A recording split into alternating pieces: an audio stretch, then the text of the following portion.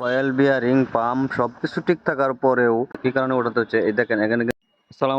এটি একটি সাবমার্সিবল 2 গুড়া 2 ইঞ্চি।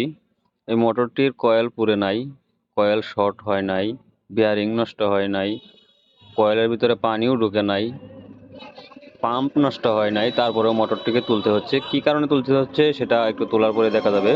অর্থাৎ মোটরটি থেকে পানি উঠতেছে ঠিকই, কিন্তু প্রচুর এম্পিয়ার নিচ্ছে, খুব বেশি বিদ্যুৎ খরচ হচ্ছে। তার ওয়ারিং এর তারগুলা গরম হয়ে যাচ্ছে। কি কারণে এরকম করছে, মিটার দিয়ে মাপ দিলে কয়েল ঠিক দেখাচ্ছে এবং মনে হচ্ছে ব্যারিংও ভালো আছে।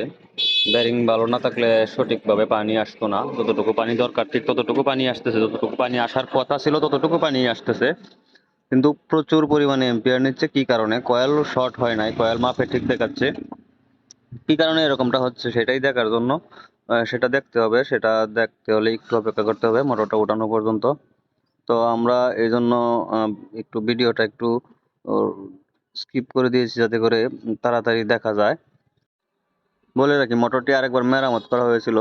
ওই মেরামত করার পরে যখন মোটরটি নামানো হয়, সেই মোটরটি তখন নামানোর সময় যে লোক মোটরটি নামিয়েছিলেন তিনি আসলে মোটরের মিস্ত্রি না, তিনি আসলে টিউবওয়েলের মিস্ত্রি। তো টিউবওয়েলের মিস্ত্রি যদি মোটর নামায় তাহলে কি হয় সেটাই এখানে দেখতে পারবেন, বুঝতেও পারবেন। আর বিশেষ করে এই কাজগুলি একটু সতর্কতার সাথে করা উচিত।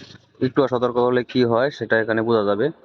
আর মোটরের পানিটা 2 দিকে নেওয়া হয়, বারবার ঘোরানো হয় মোটরটাকে উঠায় উঠায়, এটাও একটা কারণ। এই কারণে এই সমস্যাটা হয়েছে। তো দেখতে থাকেন কি অবস্থাটা।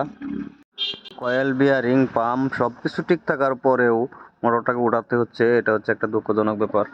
তো কি কারণে ওঠাতে হচ্ছে এই দেখেন এখানে কিন্তু আটকে গেছে মোটরটা। একটু নিচ দিকে নিয়ে তারপরে একটু ঘোরান দিলেই, কিন্তু ডান দিকে একটু ঘোরালেই আবার উঠে যাবে। পাইপের যে জোড়া আছে, বোরিং পাইপের যে জোড়া আছে, এই জোড়ার মধ্যে মাঝে মাঝে এরকম আটকে যায়। তো আটকে যাওয়া আসলে আটকানোর কথা ছিল না, কারণ এটা ইজিলি ঢোকার কথা আর ইজিলি আসার কথা, কিন্তু আটকে গেছে। সমস্যাটা মনে হচ্ছে তারের মধ্যে সমস্যা হয়েছে, এটাই দেখতে হবে যে কি সমস্যা হয়েছে। দেখতে থাকুন। আর যদি আপনাদের কারো মোটর ওঠানো নামানোর প্রয়োজন হয়, তোলা বা বোরিং এর ভিতরে ঢোকানোর প্রয়োজন হয়, তাহলে একজন ভালো মিস্ত্রির নাম্বার আমি স্ক্রিনে দিয়ে রাখছি, সেখানে যোগাযোগ করবেন। একজন ভালো মিস্ত্রি, সে খুব ভালো কাজ করে। আর নাম্বারটা আমি স্ক্রিনে দিয়ে রাখতেছি, সেখান থেকে নাম্বারটা সংগ্রহ করে রাখবেন আর ভিডিওটা একটু শেয়ার করে দিবেন।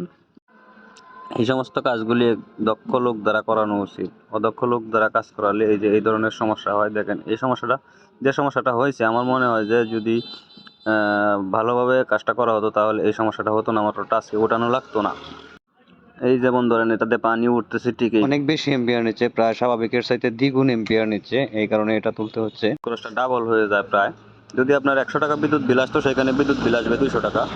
যেখানে সারা মাসে 500 টাকা বিল আসার কথা, সেখানে বিদ্যুৎ বিল আসবে আপনার 2000 টাকা।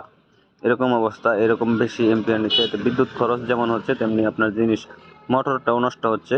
তো বেশি দিন এভাবে চালালে হয়তো বা কয়েলটা পুড়ে যাবে বা বিভিন্ন সমস্যা হতে পারে। বোরিং অনেক সময় গলে যেতে পারে অতিরিক্ত গরম হওয়ার কারণে। যেহেতু তার গরম হচ্ছে, তাহলে নিশ্চয়ই মোটরও গরম হচ্ছে।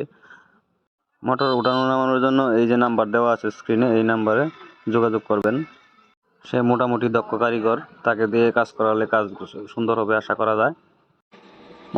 মোটরটা ওঠানোর পরই বোঝা যাবে যে আসলে এটাতে কি সমস্যা রয়েছে, কি কারণে এত এম্পিয়ার নিচ্ছে, কি কারণে এত বেশি বিদ্যুৎ খরচ হচ্ছে, আর তার কেন গরম হচ্ছে, ওয়্যারের তারগুলা, কন্ট্রোল বক্সের তারগুলা কেন এত গরম হয়ে যাচ্ছে।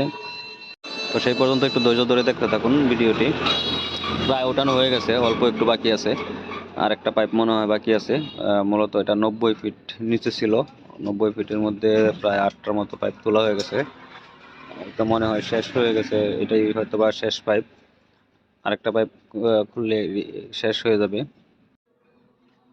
আর বেশিক্ষণ লাগবে না, অল্প সময়ের মধ্যে ওঠানো হয়ে যাবে মনে হয়। আরেকটা পাইপ মনে হয় আছে।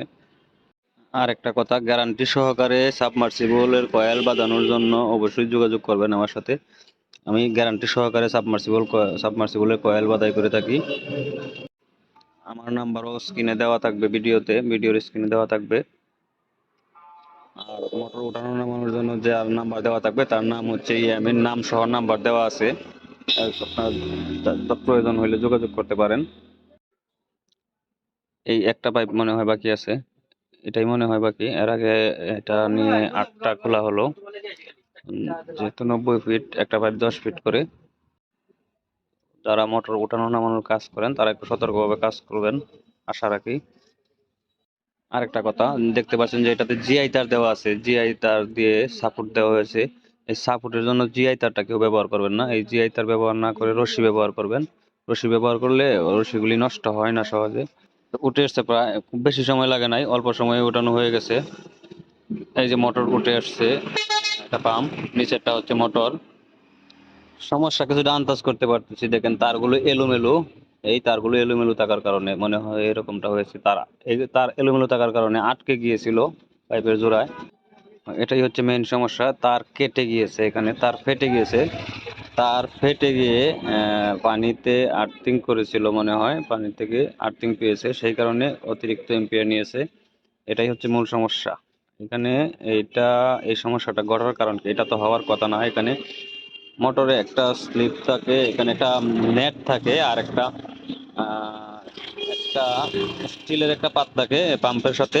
মোটর থেকে পাম্পের মাথা পর্যন্ত আউটপুট যেদিক দিয়ে পানি বের হয়, ইনপুট থেকে আউটপুট পর্যন্ত একটা স্টিলের পাত থাকে, তারটাকে ঢেকে রাখার জন্য।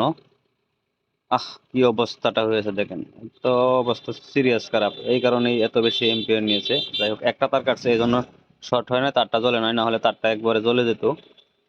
এখানে কি একটা অবস্থা, এই যে বারবার মোটরটা এদিক সেদিক ঘোরানো হয়েছে, সেই জন্য এই তারগুলা এরকম হয়েছে। আর আর বিশেষ করে এই পাতটা না থাকার কারণে, আর তারটা খোলামেলা ছিল, তারটা আটকানো ছিল না পাইপের সাথে, তারটাকে আটকে দেওয়া উচিত ছিল।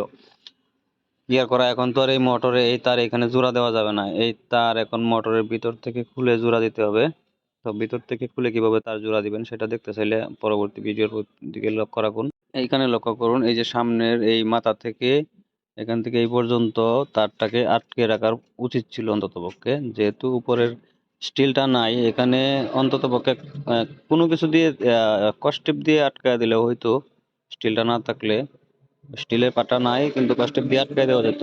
আসলে এটাই ছিল ভুল, এই ভুলটার কারণেই এই পরিস্থিতি হয়েছে। এই ভুলটা না করলে এই মোটরটা আজকে উঠাতে হতো না।